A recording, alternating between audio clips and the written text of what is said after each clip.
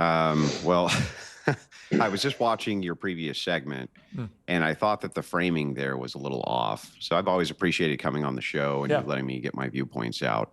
But I do take some issue with your framing. You did bring up the guy's dad, and you said his name. Yeah. And when you said it on the air that way, this is a person who has had people attempt to assassinate him. They have come to his house, shown up at his door, and tried to kill him. And that's on video happening.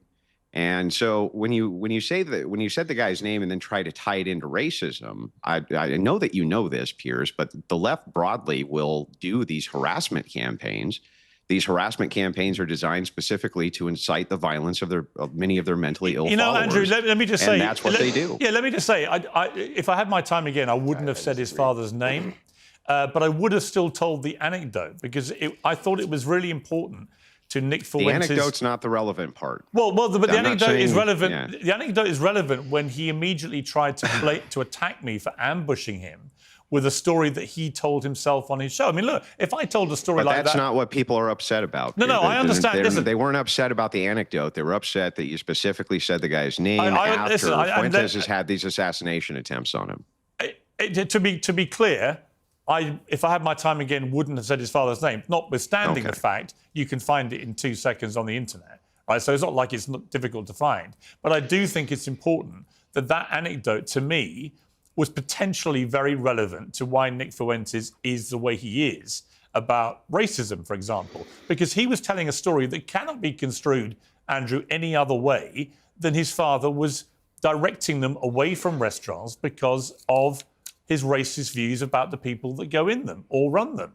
And it couldn't be seen any other way. I get that. I get the point of bringing the anecdote up.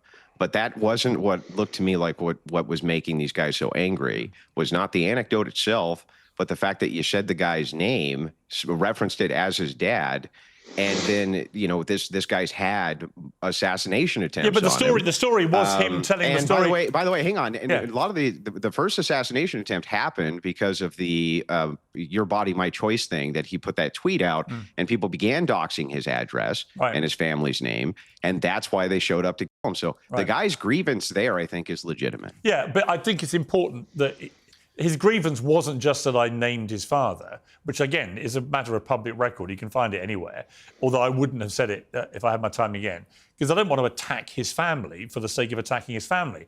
It was when he tried to frame it as an unfair attack on his family, when I think actually the story that he himself put in the public domain was potentially very relevant to why he is the way he is. I as a journalist... Well, how he was framing it was you're bringing this up and name doxing specifically so that you can rally people into a harassment campaign. That's how he saw it. No, but that wasn't... Yeah, okay, but just to be clear again, that was not my intention. Can I ask you a question, Piers? Yes, yeah, sure.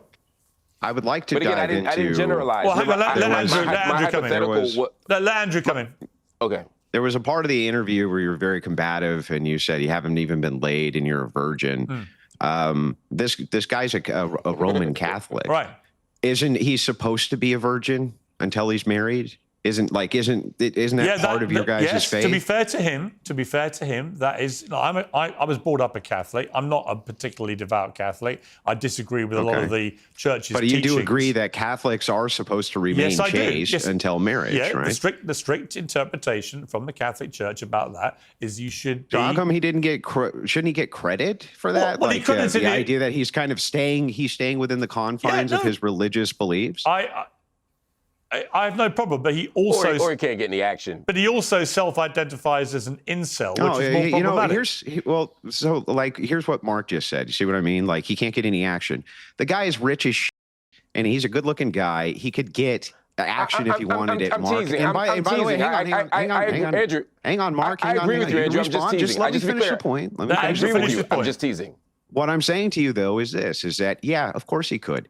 The thing is, though, is that if you guys are saying like he's a huckster, he's a fraud, isn't he in fact following rigorously his faith by doing that? Well, so my response to that, but I think it's a really... what he said in the interview. Hang on, Harry. I think it's yes, a really... it is what he said in the interview. I want to respond to Andrew. No, it's not. I think it's a perfectly valid question particularly as I have always said I'm a Catholic. I was raised a Catholic. I had spiritual guidance from Catholic nuns when I was 12 years old. You know, I go to church occasionally. I'm not devout. I'm not there all the time. I don't agree with some of the Catholic Church's views and policies, and I wish they would evolve faster. However, you know, as speaking Catholic to Catholic with him, yes, it's a perfectly valid thing that he could say, I am saving myself for marriage. But if that's all he said, fine. But I would argue that, you know, if you look at him as a Christian, for example, how many of his other views are compatible with being a Christian? Right? You know, his view on the priesthood, for instance, racism was correct. His Jew baiting, his overt racism, the despicable way he talks about women generally, and so on. None of those things are what you would categorize as being a good Christian. So I think you can have dogmatic distinctions with him, and that's fine within the confines of the faith. But with the points he brought up, when he said women aren't allowed to be clergy, that's true. They're not allowed to be clergy yes. by the Catholic faith. And when he said he's saving himself for marriage, but he also said he shouldn't. But when he said women, Andrew, when he, yeah. But hang on, Andrew, when he said that women shouldn't be allowed to vote and should stay at home, i.e., shouldn't also have jobs. Would you agree with that? The Catholic Church does not have dogmatic teaching on democracy. They're not like, oh, democracy is the standard. No, I'm asking you. I'm asking you whether you think when he says women shouldn't be allowed to vote and should stay at home and not work. Well, I think most people shouldn't be allowed to vote. I think I would limit suffrage for most people, like our founders did. I think it's a terrible idea to have universal suffrage. Would you make it specific to women? Gender, not specific. Not specific. Hang on. Let me finish this with Andrew. Why would that matter?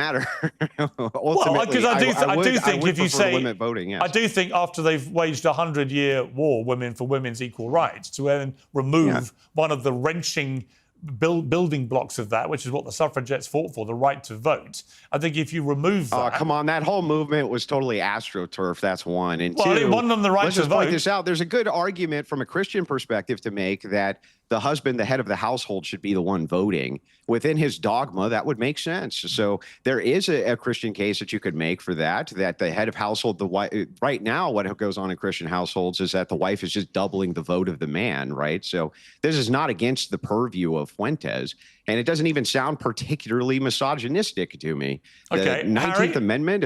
Harry, what's your response to that? Just for the record, by the way, Andrew, we've just been through the whole transcript, and he never uses the excuse that you may have heard him do it elsewhere. He talked about clergy, whether women should be allowed to be clergy women and so on, and obviously they can't under the Catholic Church doctrine. But he never uses. He never says celibacy is for religious reasons. That's his primary view. His primary view is he's supposed to wait until marriage. Yeah, no, that may be his view, but he didn't express that view in my interview. Is the point? We've just checked the transcript. Andrew was just saying, "Oh, I have the quote, and there's no quote." Well, look, it may. Look, I can't rule out. I can't rule out he hasn't said it elsewhere. And it may be Andrew's heard him say that before. I'm just saying in my interview, he doesn't sometimes on TV, we can just say, you know what, I made a mistake.